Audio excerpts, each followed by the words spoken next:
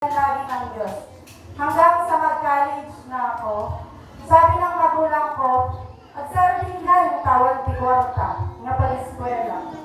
Sobrang iyak ko noon. Sabi ko, mag-aaral pa rin ako.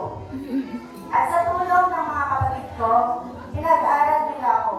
Pinagpatuloy ko ang aking pag-aaral, at tulad ng dati, sa kagustuhan kong makatulong pa rin.